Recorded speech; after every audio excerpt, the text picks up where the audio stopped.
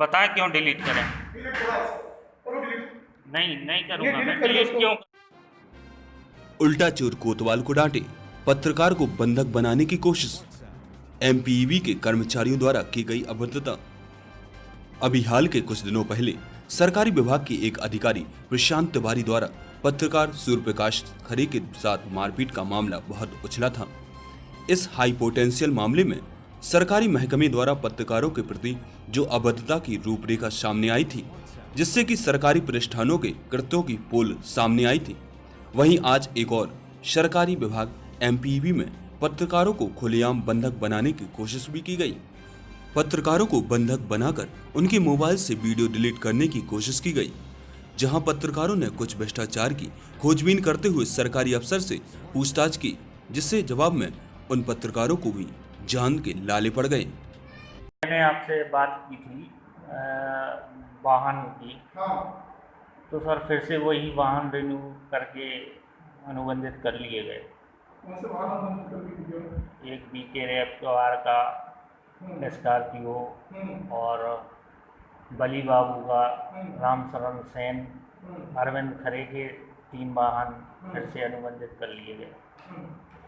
उस बारे में मैं आपसे बात करना चाह रहा था। वाहनों के बारे में लेनी चाहिए बाइट। सिविल लाइन स्थित एमपीईबी के कार्यालय में पत्रकार मनीष सोनी एवं विजय सिंह एक बाइट लेने के लिए कार्यालय पहुंचे, जहां अधीक्षण अभियंता महेश सोनी से इस बारे में बात की गई थी। मनीष सोनी को किसी सूत्र द्वारा बताया गया था कि एमपीईबी में सरकारी कामकाज के वाहनों को लेकर कुछ भ्रष्टाचार हैं एवं सरकारी नियमों की खुलेआम धज्जियां उड़ाई जा रही हैं। इसी के चलते दोनों पत्रकारों द्वारा अधीक्षण अभियंता से पत्रकारों ने बात करनी चाहिए, पर जैसा कि कहावत प्रचलित है कि अफसर जान से जाए पर अफसरी से कभी ना जाए, अभियंता को इस तरह के सवाल जवाब से बड़ी परेशानी हुई। इसी परेशानी के चलते दोनों पत्रकारों को बंधक बनाकर मोबाइल से वीडियो डिलीट करने की कोशिश की गई। दोनों पत्रकार जैसे तैसे वहां से अपनी जान छुड़ाकर निकले। मैंने आपसे बात की थी वाहन की। तो सर फिर से वही वाहन रिन्यू करके अनुबंधित कर लिए गए।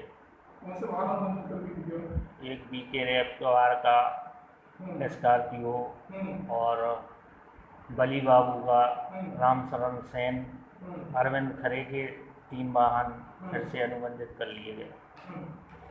उस बारे में मैं आपसे बात करना चाह रहा था।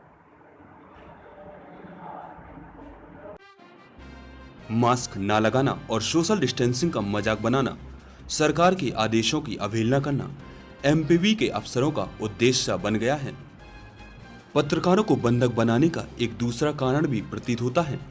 दरअसल पत्रकारों द्वारा जब देखा गया कि सरकारी ऑफिस में ना तो लोग मास्क लगाए हैं एवं ना सोशल डिस्टेंसिंग का पालन कर रहे हैं, और इस पर ऐसे अनेक सवाल जिसको लेकर सरकार के नुमाइंदों को विशेष तकलीफ होती है।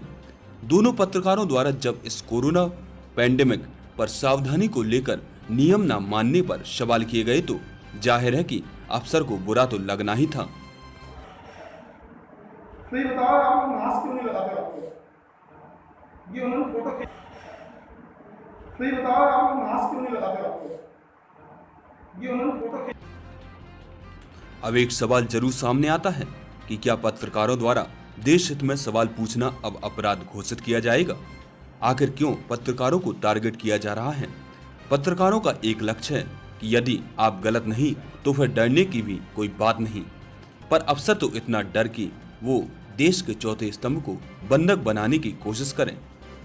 अब इनका जवाब या तो अभियंता महेश सोनी दे सकते हैं या फिर प्रशासन, पर मामला बहुत गंभीर तो है, जिस पर प्रशासन को अनदेखी एवं चुप्पी के लिए जवाब तो देना ही होगा।